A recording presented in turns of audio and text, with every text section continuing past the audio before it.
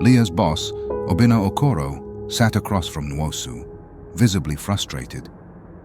He didn't understand why Nwosu let Liya travel alone on such a risky assignment.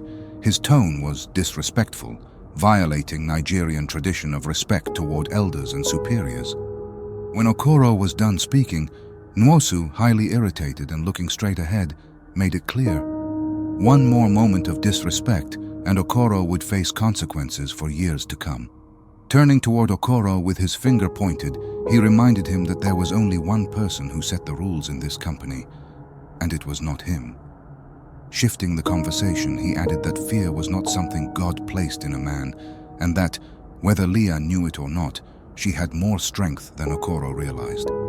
Meanwhile, Liya spent the afternoon at a local camera shop, testing out different models, though her uncle had already bought her a high-quality camera. Later that day, she returned to the office where she met with Okoro. He remained unhappy about her solo travel. He reminded her that this wasn't a typical Lagos assignment. It was much riskier. Liya appreciated his concern, but reassured him of her capability.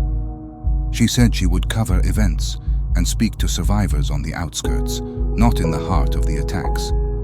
To shift the conversation, she casually asked who had made the travel arrangements. Okoro told her Adesola.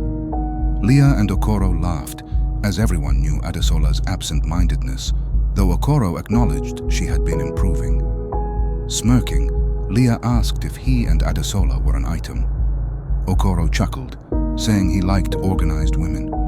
Although Okoro was still uneasy about her going alone, he and Liya, whom he fondly called Nkem, embraced before she left. That night, as Liya packed her bags, the reality of the situation started sinking in. Her first solo trip included her first flight and major investigative assignment. She tried to push the nerves aside. The next morning, sitting on the plane, she reflected on the surreal moment. Her first journalism break, a chance to prove herself, but something felt off as she leaned forward. What could have been the reason for her uncle's decision to send her off alone? She brushed the thought aside. Upon arriving at Makosa Empire Hotel, she took a moment to settle in. She ran on the treadmill in the small workout room to prepare for the next day's assignment and relieve stress. As she retired to her room, an eerie silence filled the night. It was a stark contrast to the chaos of Lagos. To unwind, she turned on the television and flipped through the channels. A news broadcast caught her attention. The anchor's expression was tense, and she seemed anxious and overly agitated as she reported on the Ajaokuta Brotherhood. The footage showed a burning village. Villagers fled as gunfire and flames erupted.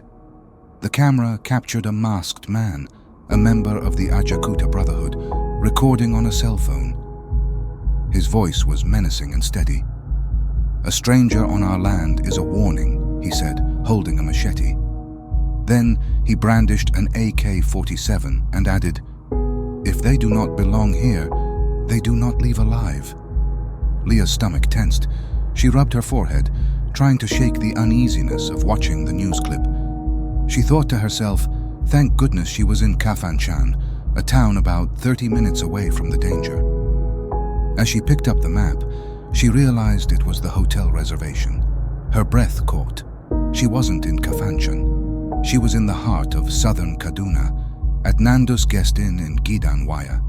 She had never bothered to ask the driver, and after a long flight and drive, she was exhausted, assuming she was at the correct hotel since both were in the same general region. Her heartbeat quickened. She reached for her phone, intending to call Okoro or her uncle, but then realized she had forgotten her charger.